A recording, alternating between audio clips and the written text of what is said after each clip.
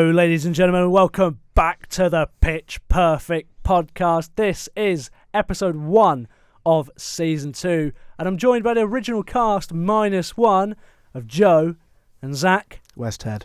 We are missing Ted. We'll bring it up at some point. But gentlemen, how lovely is it to be back in our little studio? Well, it's not the first time for me and Joe. Yep, We've got a special episode coming out soon. The cameras kind of didn't work, so it's going to be audio only. Yep, It will be. But it didn't feature Ethan. No, it didn't. know. No, I wasn't there. Ted was the host. Ted was there. I'm going to turn my phone off real quick. Gentlemen, it is a pleasure to be back with you on our fine podcast, the Pitch Perfect podcast. Link in description to our Instagram and Twitter pages. How are we, gentlemen? How are we? It's been a while. Good. How was everyone's Christmas? I was just we're end of February. We're at the end of February. Yes, screw Christmas now. yeah. I think that boat sailed, boys. Yeah. I got my laptop today. There's a bit of a difference. You'll see it on that camera up there. That's where his notes are. Yeah, of course, absolutely. You've got to come prepared for these things, boys.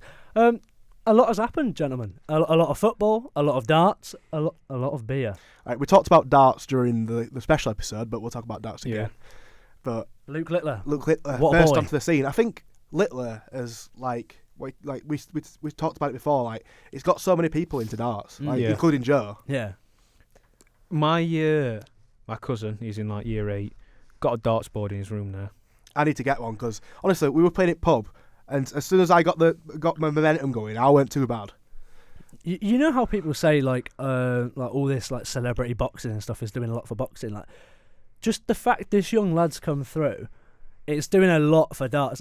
I've become interested in darts. I've got friends back home that have come interested in darts. Like, everyone's got a dartboard now, and it's because of this young man. Yeah, people said that like the hype will die down soon, but it might. But I think he'll win it next year. But people's interest will stay there because Yeah. they're going to want to follow his journey. I know he lost his temper a little bit the other night, didn't he? Also, he didn't end up winning the Worlds. Yeah. But so we'll give credit to Luke Humphries there. No, fantastic darts player. And I do think by the whole country, I do think that Luke Humphries has been given a bit of a disservice. I like Luke Humphries. He has an awful walk-on song, but no, he does. Yeah. But I wouldn't say he's been treated fairly. But no. But I suppose that happens when you're versing somebody that's got so much hype around them. Yeah. It's talking about walk-on songs. What do you think has the best? Ooh. Also, what would your walk-on song be if you were a darts player? I think it would have to be like some sort of 80s. Samba de Amigo. Samba de Amigo. No, yeah. for me, it's got to be the Samba song. By the way, speaking of Samba, quick side note: they've brought it back to Carrow Road, and in that time, Norwich have scored 8 goals. It is an iconic song. So what does that tell you, though? Sarah's scored twice since that song came back. It is what it is. Music is a powerful thing. I think my walkout song would probably be "Basket Case" by Green Day. Oh, I like that. Yeah. I think mine would have to be a Samba. I think I'd probably go with like a classic walkout song like Clubfoot or something. That'd be a good Oh, one. I like that. Oh, what if you came out to like Parklife or something? To be fair, I think that'd be a good one though, like the intro of Like, you have to get people. Could you imagine you're walking on or you hear bam, bam out, bam out, bam, bam, and you walk out as it drops. Yeah, imagine you get on stage and you see just people singing your walkout song. Oh, that'd be amazing. Yeah. It'll be brilliant. What would be your nickname? Oh, I'd go for a simple one, me. Do you know? Because I'm a massive. I've got the Giant. Because I'm the Giant. the Giant. Yeah. Zachy London, the Giant. I don't know what my nickname would be. I'd let you Fannyland. No, because it has to be something good though, doesn't it? Like No, yeah. You look like James Wade, so the Machine. Thank you. It's not a compliment, but thank you. You'd call him the Machine. Yeah. Yeah, that'll do. Why not? What about you, Ethan? I don't know. Oh, go on, boys. Think of one. The Farmer. The Farmer. Yeah, the farmer. Yeah, all right. The tractor. The Tractor. No. I can't have that. I can't have the tractor. Yeah, probably just the farmer. Will do. The potato. Yeah. The vegetable. What would Ted's be? Sharpshooter, because his last name's Sharp. The sharpshooter. Yeah. He doesn't shoot much though. I beat him. Yeah. And I beat you. So. No, he has some brilliant No, you beat me throws. controversially, I'd say. No, it's just I can hit the doubles, you can't. Oh dear. Yeah, only because I kept screwing up on the doubles. Like, I was hitting some big numbers, and then you just caught up. It was one of them awful pub games, ladies and gentlemen, where you. I average about 30. Yeah, you're looking at a 1-1 finish. Yeah. I think my average is about 22. Yeah, I hit a good 170 checkout the other day. I was buzzing. You with hit that. big fish. Yeah, Really? I was buzzing with that. It's the first time and only time I've ever done it, and probably will ever do it. Honestly, best thing about darts though, 9 darters. Mm. Honestly, when they're hitting each dart and everyone goes yes, it's just like Ted keeps getting close to it, but then he keeps like getting too giddy and like he just. Well, he don't get close at 9 darter, but he gets close to 180. Yeah, but he bottles it every time. Yeah, I think one of the greatest things about darts is the atmosphere. definitely. It is. I still like, haven't been to a darts event, so I really need to. Someone told me this not long ago. I can't remember who it was, but they said like, I think it was our tutor Martin. You know, I'm gonna give Martin a little shout out here. I think it was him that said darts is like football without the hooliganism, in terms of like the atmosphere is very football like do you know what I mean? Like it's a very party football-y beer atmosphere. Yeah. But there's not really any rivalry there, so it's like the hooligan. It's not like, oh, if you're a Van Gogh fan, I'm a Goen Price fan, I'm gonna beat you up. It's not like that. Do you know what I mean? It's so they still have people that they don't like and they do like. No, of course, but it's such boo and cheer and but it's such a party atmosphere. Like I think Ali Pali is a very special place. I think it's really like, good. Even if you compare it to like other pub sports, like even pool championships or snooker championships, you usually obviously it's have all to very be quiet. very quiet. Yeah. But that's what I mean. Darts is like the most football atmosphere like sport I think we've got. But it shows how good they are that they managed to hit, managed to do well even with that noise in the background. Yeah. No, exactly. Well, do you remember the darts championship last year? And Goen Price he put his headphones on. That's just him, just to wind fans up. Wasn't there like a sort of like controversy recently where like somebody kept on like coughing or something like that? The Justin Pipe, yes. I feel bad for him because it's not his fault. He has a coughing problem, but he says it puts his opponents off. So I can imagine. Like, I think some fans will obviously be cynical, but you're gonna get that in any sport, really. But I think for the most part, I think Ali Pali is a really good vibe, a really good atmosphere, and I'd love to do it at some point. Yeah, there's one in Sheffield. I'm not sure if tickets are on sale yet, or if they're probably even sold. If they are, they're probably sold out. Yeah, but probably. Where are they playing it? Sheffield. I mean, Sheffield Arena. Where do you think they're playing it? I don't know. Crucible. Everyone knows the Crucible. Everybody does know the Crucible. I'm telling you, when snooker's back on in Sheffield, I'm hanging outside the Crucible in the Head of Steam, the pub where they have like the big screen outside. I'm just gonna. You're like Alex Brown. You love snooker, don't you? I quite like snooker. Yeah. I can't get to grips with it. You know, I just think it's too boring. I agree.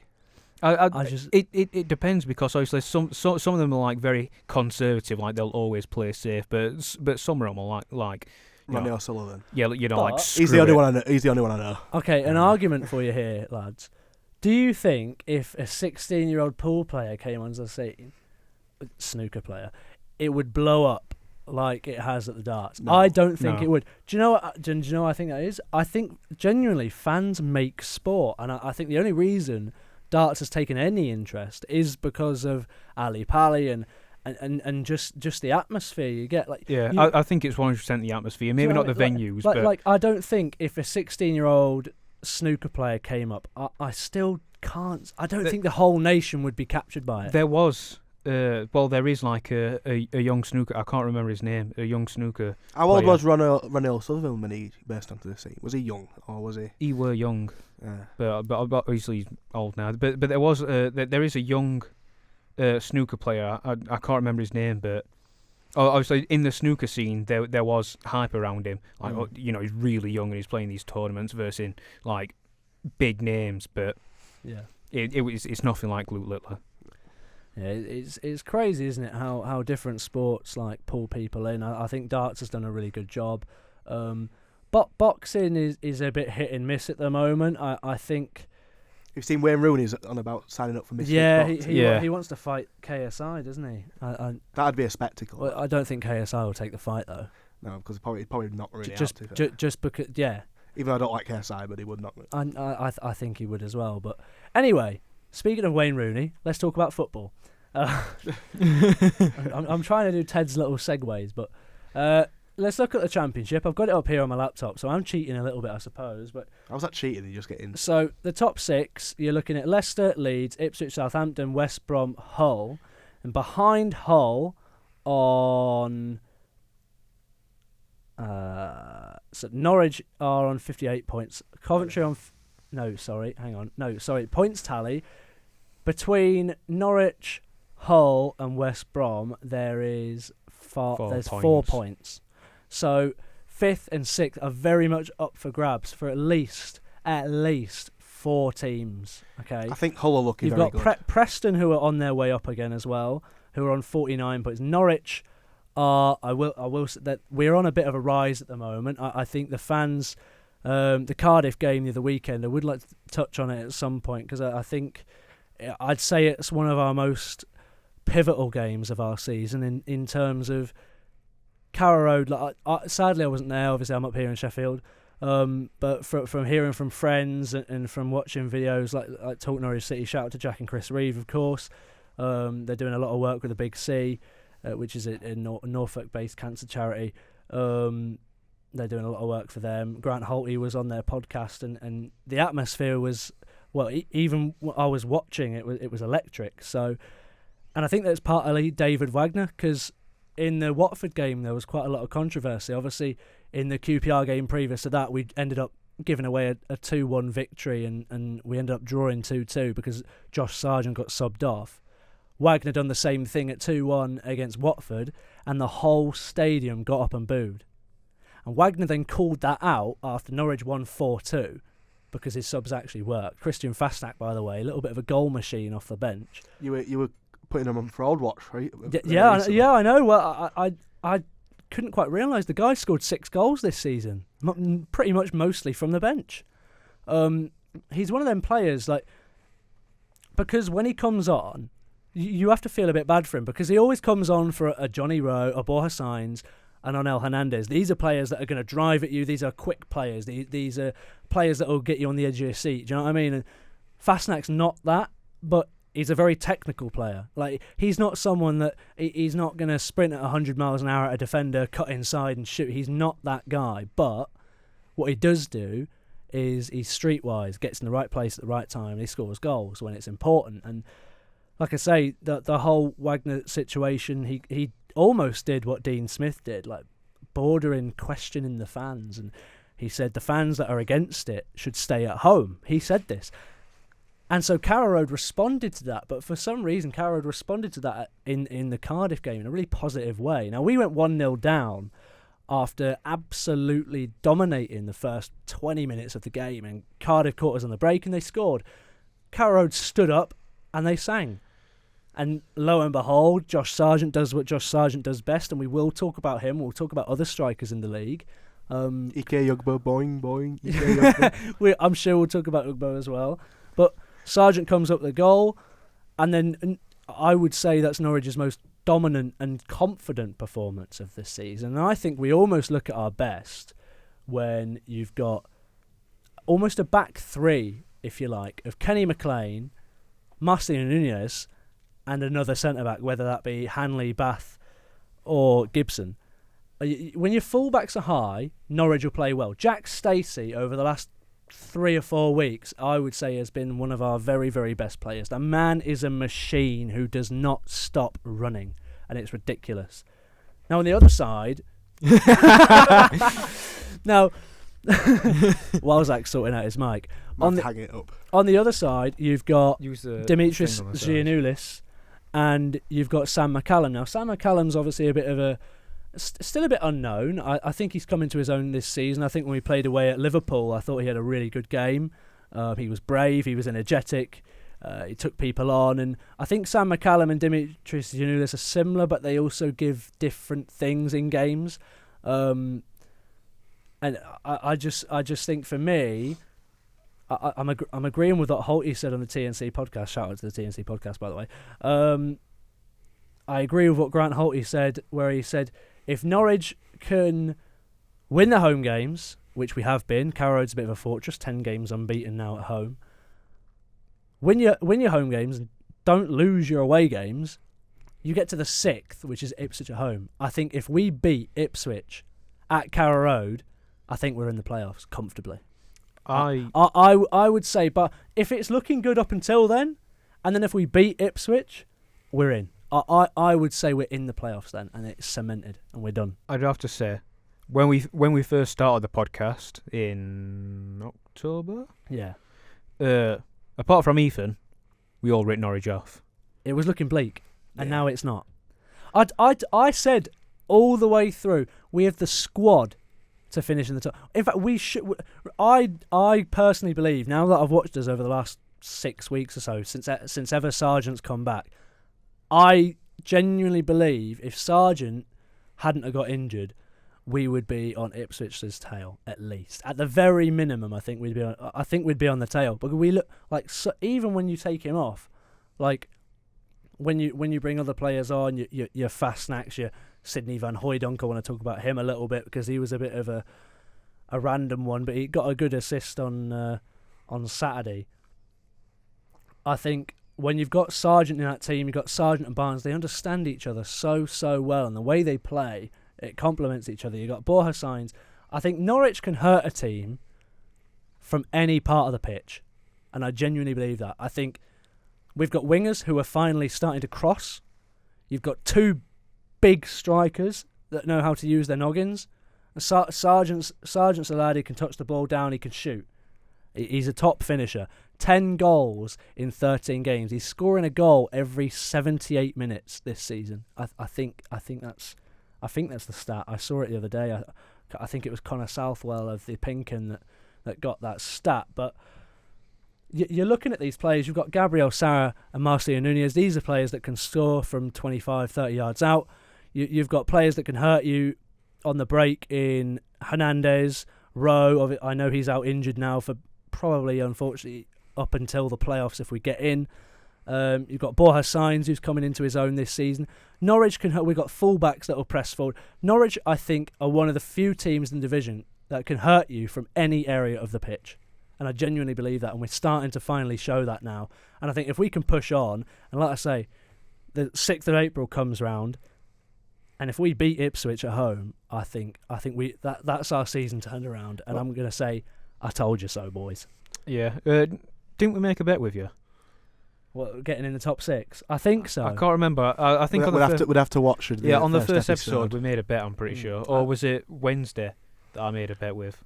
It might have been 10. Yeah, it were. It was Wednesday staying up. We didn't quite make a bet with me, but I think we've got a stronger squad than West Brom, Hull, and Coventry.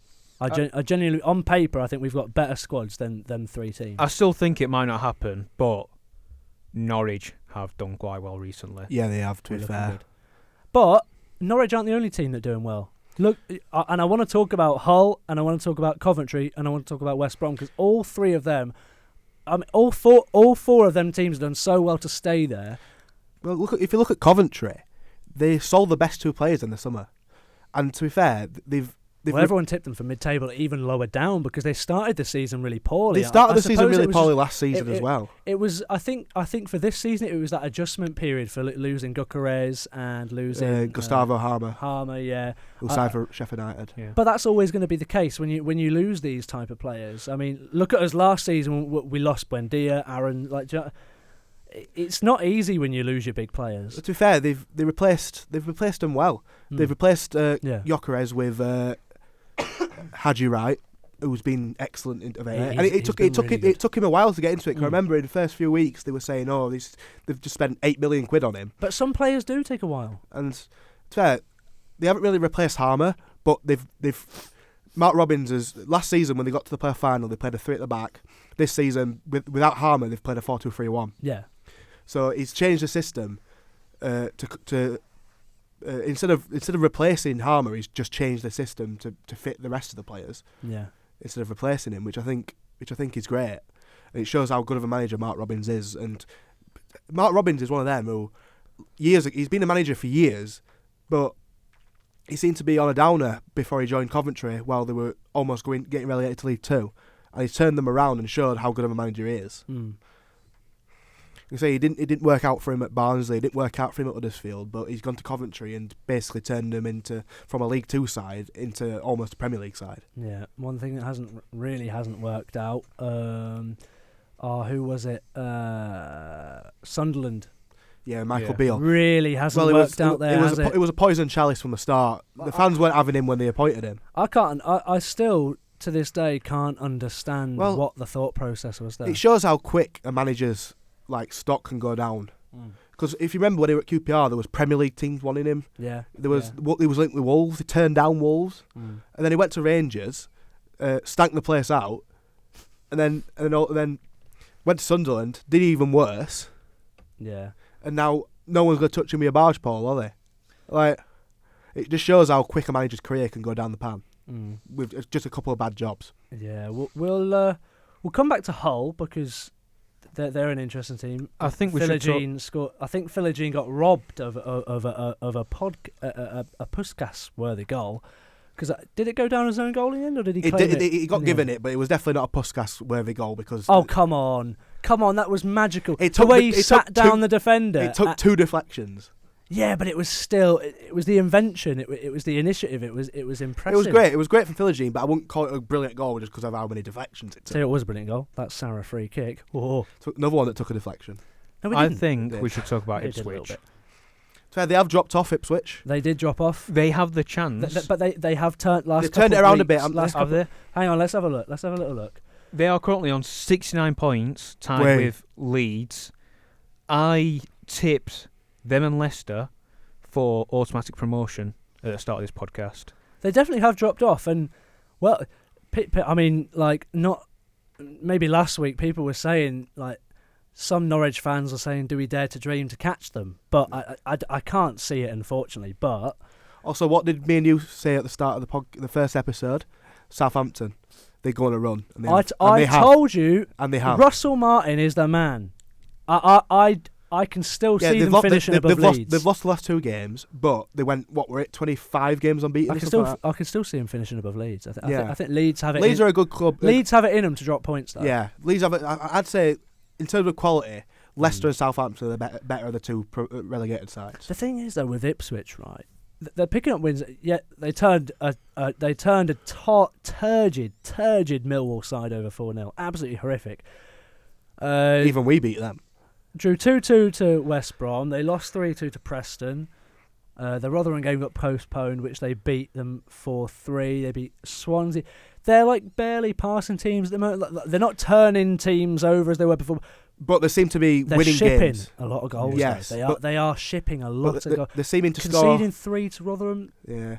They are seeming to just win games though. Still, they're still managing to win when it matters. Obviously, that's the important thing. That what they're doing now is they're finding a way to win, and that's what you want. They've got a couple of winnable games here. You've got Birmingham, Plymouth, Bristol might be difficult for them, and then you've got Cardiff, and Cardiff are on a downward spiral at the moment. I'm not adamant that they'll get automatic promotion though anymore. No, they won't. I actually. Well, we said Southampton, didn't we? And I still think it'll be Southampton. I personally think it would be Southampton, Leicester, Leeds, Ipswich, and then any of the four between West Brom, Hull, Coventry, and Norwich. I think any of those four will be in the 5 and 6 spots. Yeah. I would say that top four is probably fairly cemented now. I'd say that's probably how it will stay, but. Like I said, I think Leicester, Southampton, Leeds, Ipswich, and then like I said, any of those four, I don't think you can pick because I think they're all fairly similar. However, what I will say, and I'm trying my best not to be biased, but I do think across the pitch, I would say we have the best squad out of the 4 teams. I think arguably we've got the best goalkeeper in the division. I genuinely believe that watching him this season. I think looking at numbers at the moment, we have the best striker in the division. Recently, yes, definitely. I think we've got one of the best players in the division in Gabriel Sara on his when he's firing on all cylinders. Kenny McLean, I think, is one of the most astute players in the league. I think he's just He's been so consistent this season. Doesn't matter what's asked of him. When he first came to Norwich a few years ago, he was actually an attacking midfielder, and he now fits in at centre-half and is arguably one of our best centre-halves out of a list of 4 or 5. Respect Danny Bath. No, sorry. Has he been awful? He just hasn't... I mean, he hasn't impressed Wagner at all. I mean, he's not impressed him enough to play over Jayden Warner or Kenny McLean. Jayden Warner's now gone out on loan. And Kenny McLean is a central defensive midfielder. So... And then also, in that respect, you've got Marcelino Nunez who comes in, and I actually really like the way we set up against Cardiff. And I will just jump on the thing here, and we set up with a team of Angus Gunn, Sam McCallum, Grant Hanley and Jack Stacey. Now, that was labelled as the back 3, but that wasn't the case. Is this a Norwich podcast or something? It is at the moment. What time are we on right now? How long have we been recording? 25 minutes. 25 minutes. I reckon about 22 of that's just been Norwich. Yeah. But the thing is, it's just a case... With Cardiff, right, they just didn't offer anything. Well, they scored. They caught us on a lucky break. Other than that, they had nothing all game. It was I can't remember what the possession was. 58-42, 6 shots to their 3. No, sorry, 21 shots. 21 shots to their 10, but we had Bloody 6 on target there. Norwich were actually very wasteful against Cardiff. And I'm not going to lie. I thought by the end of the first half it could have been 4-0. Yeah, and probably should have. Sargent even said in his post-match interview, he said, I had a sloppy game today, and the guy still scored 2 goals. What does that tell you about his confidence at the moment? Right. I think there's players in this division that really should be playing higher, and if we don't go up or if we don't challenge for the playoffs, I do worry. I'd hate for us to not see players like Johnny Rowe again. If he goes in the summer, I'll be absolutely gutted. You'd get a good price for him, though. I think we will, yeah. But his price will be hammered a little bit, I think, by his injury, because obviously he must be gutted as well. You've got to think, for a young player who's like at the peak of their performance at the moment, and somebody will snap him up. He's now currently missing out on Norwich City's most important part of their season. Yeah. Like I really hope it doesn't affect his confidence too much, but that must be affecting him mentally a little bit. Like we're at the business end of the season. I think it depends what Wagner has said to him. What, regarding like coming back and if we're in the playoffs, like hopefully get him straight involved. Also, it depends on get him on the bus to Wembley. What the injury is and how long he's going to be out. Hamstring. So I think they said a few months. I reckon, Ray, if Norwich gets a playoff final, Pitch Perfect podcast vlog. Oh my God, absolutely! I'm there. I'm so there. If we can get tickets. I actually think this season, like I'd love for us to, because none of us go to matches. I very rarely go back to Norwich. I go to every Wednesday game, mate. No, you don't. Almost everyone. I've missed a few this season, but last season I didn't. No, you've not missed a few, Zach. Any time I say in the group, are you or Ted going? You're like, nah. I went to Millwall. Yeah, true. I went to Leicester. It's getting to the business end of the season, though, so I hope you're going to start going. Yeah. I mean, you and Ted are getting into a house share, so... After the Huddersfield game, I was like, I'm not going again this season. But then... Enough of Norwich for today. Let's talk about Sheffield Wednesday. No, I do have to say, watch-alongs will be a possibility. Yes, next term, me and Ted are moving in together. That brings as long as Ethan passes. That brings brand new... I've already passed, mate. That brings brand new possibilities into... In fact, actually, before we go there, grades-wise, lads, I think our whole group is smashing it so far. We're all... It's not hard, though, is it? No. It's been fairly straightforward so far this year. We are only first year, remember? But we're all hitting the 60, 70 mark, aren't we? I think we're all smashing it so far, as a collective friendship group, and I think that's a really good thing as well, because like sometimes in a friendship group you'll have the couple that are sort of wading behind, but I think grades-wise we're all sort of in and around each other, and yeah, so far it's looking good this year. So next year, me and Ted are moving in together, as I said before, and that gives us a chance. We'll have a big TV, so there is a chance we could be getting some live watch-alongs on the podcast at some point. I'll be living about 15 minutes away. Yeah, it's just a little walk. And I'll still be living at home because I have no money.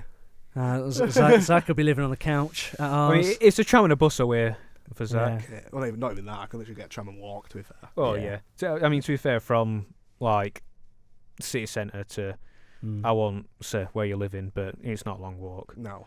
Yeah. But anyway, back to Wednesday. Let's have a look at we seem to lose, we're out of it, and then win again the next week, and we're back in it again every single week. It's just 52 goals against? So let's have a look at your last 5 games. You 1, 2, 3. Yeah. So you drew you drew to Watford. We home. absolutely battered Watford, by the way. I know. I did see that.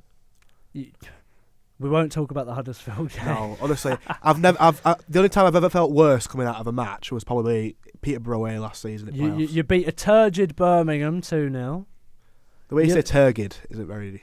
You lost 2-0 to Leicester, but they played well. We played well second half. I did watch that game. I thought that was.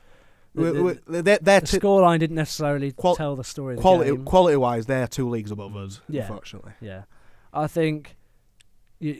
Again, a turgid Millwall, you put 2 past them. We managed the game perfectly, because at the end of the day, Millwall have only won 1 game this season at home when they've had more than 50% possession. So just give them all possession, they don't know what to do with it. They're one of them teams. They'll sort of have the ball, they'll play with it, play it around the back, and they won't know where to go.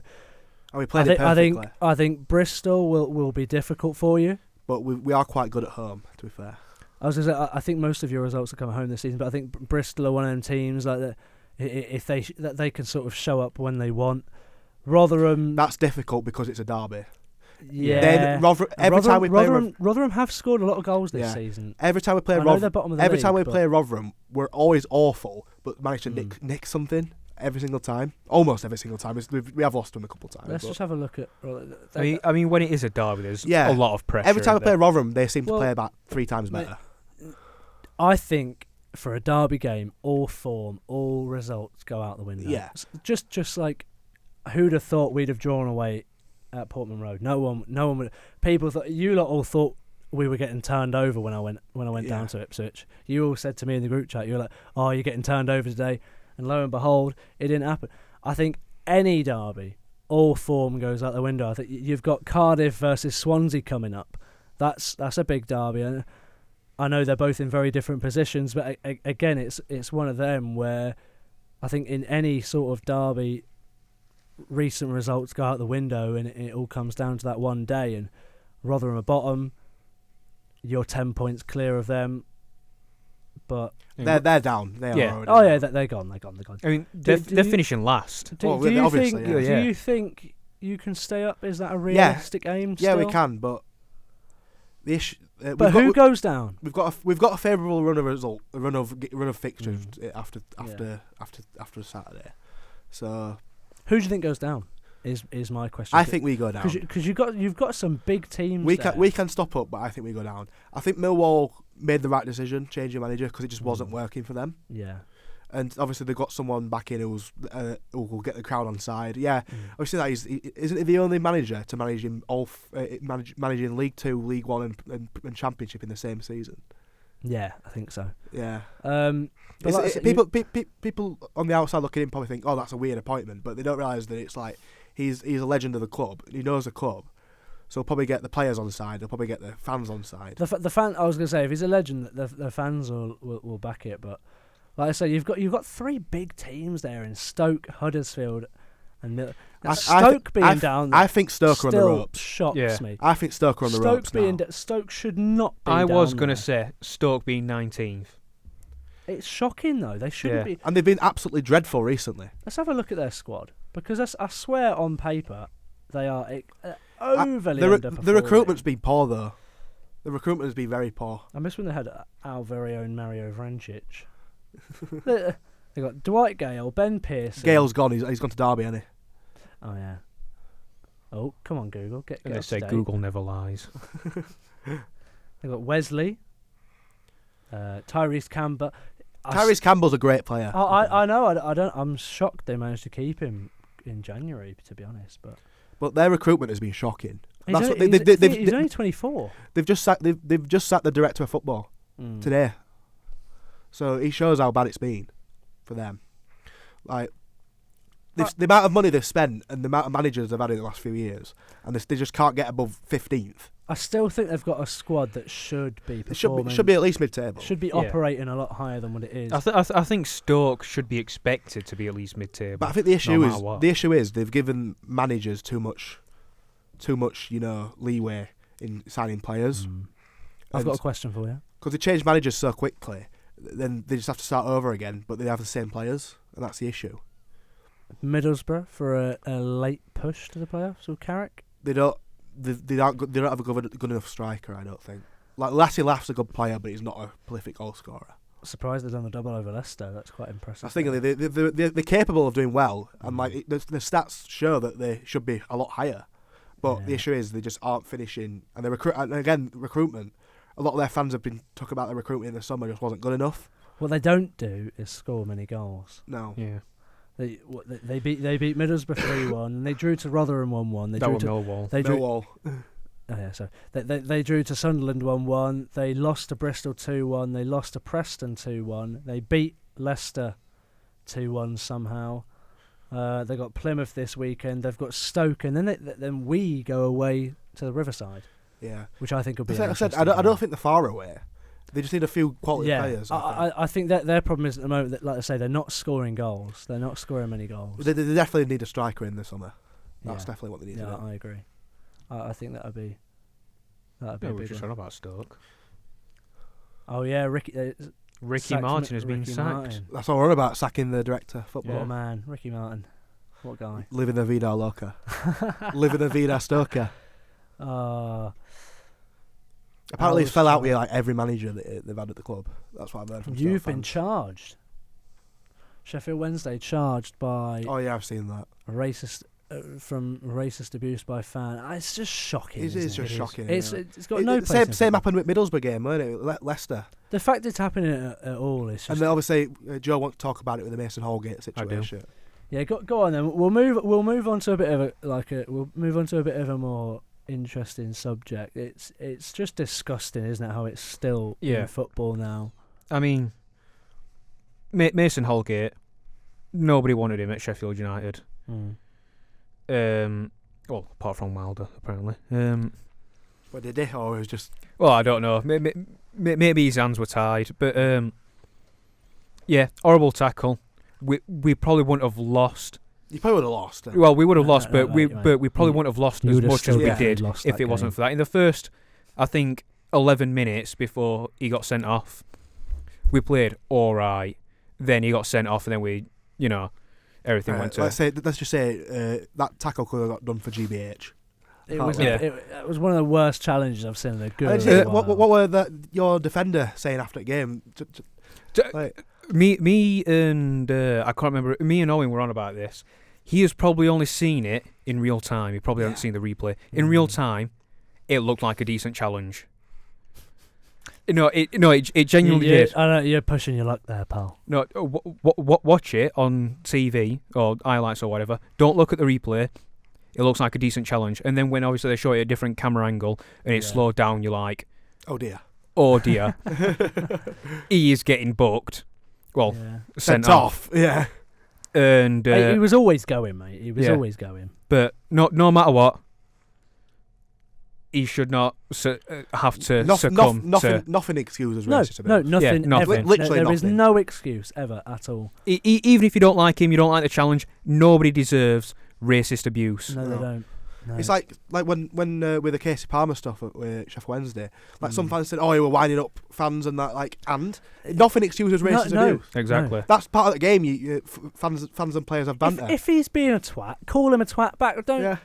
There's no excuse for racism at all. Exactly. It does not belong in football. It doesn't belong anywhere. It don't belong anywhere. It does not belong anywhere in the world. That's it. That's the issue. Obviously, there's not another issue is that there's people with the buts or but. That's the issue. There's no but. Yeah, there's no but. And that's the problem. You still get people in today's day that try to justify it, and it's just disgusting. It's just ignorance, isn't it? Yeah. That's the issue. It's ignorance, and then I think that's the biggest word for it is.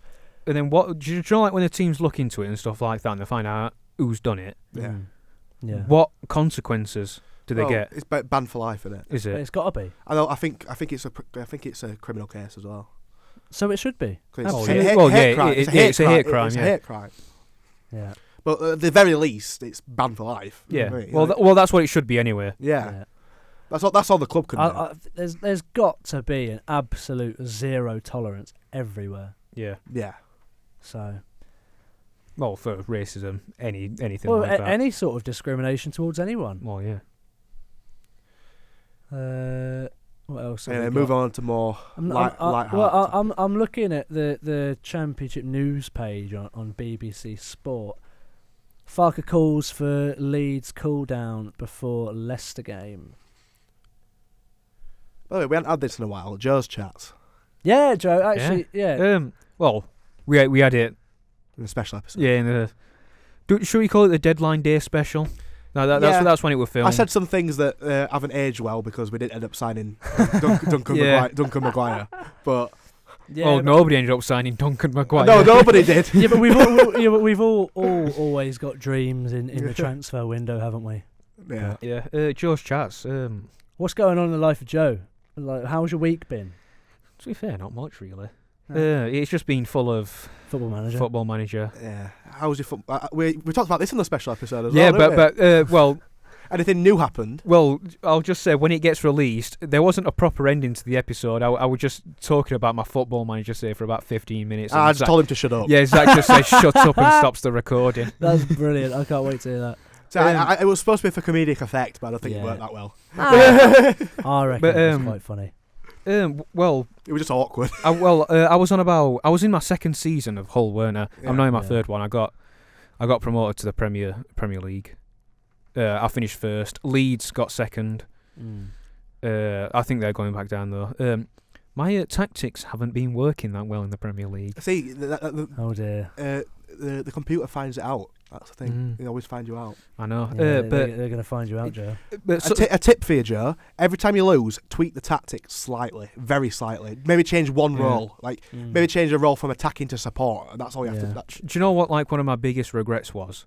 Because obviously Philogene already had a contract with Hull. I never had to renew it, or I never even thought about looking at it. Fair, he's not as good on Football Manager as he is in real life. Yeah. To be fair, on mine he's quite deep, but obviously I sold him. Yeah. There was a release clause in his contract. I wish I would have renewed his. I wish I would have looked into his contract and gave him a new one. Got rid of the release clause. I just wish I never sold him. Yeah. Adama Traore. Not that Adama Traore, the other one. Yeah, well, whichever one I've got playing for Hull at the moment. The one that plays Hull in real life. Yeah. He's on. There's a clause in his contract that makes him the top earner at the club. So I can't. He hasn't even been that good for Hull in real life. Yeah, no, I think they've sold him, haven't they? I'm trying to sell him. I think they have now. Yeah. I am trying to sell him, but because I signed a new player that's actually worth a big wage. Yeah. But because so basically Traore at some matches big wage. Traore is on about £110,000 a week for me on Hull. Bloody hell. But I've been trying to sell him for about a season and a half. But because his wage demands are so high, nobody will have him, or somebody will try to get me try to sign him off me for about 2.5 mil. The guy's worth more than that. Yeah, I'd sell him just for his wages. Yeah, that's what I'm thinking about doing. Get him off the book, mate. Get him off the book. Anyway, ladies and gentlemen, I think are we ready to call it time? I think I have an idea though. I think we should do a. What's your little idea? I think we should start a YouTube series doing a Football Manager save all of us. Okay, well, ladies and gentlemen, if that's something you're interested in, we're going to put it on the Instagram and Twitter page as well. There'll be a link to them down in the description down below. But we are back once again, weekly uploads every. Unless Ethan gets hungover again. Yeah, I'll be fine. Also, let us know what you want us to talk about. Yeah, give us topics, ladies and gentlemen, in the comments down below. Like I said, we're going to try and film every Thursday, get them out every weekend. I think we're just about there, aren't we, gentlemen? Yeah. It's been a really good first episode. It's nice to be back in our little studio. Ladies and gentlemen, we want to thank you all very much for watching. You've been watching the Pitch Perfect podcast, and we'll see you again very soon. Everyone clap. Everyone clap. Thank you. Bye-bye.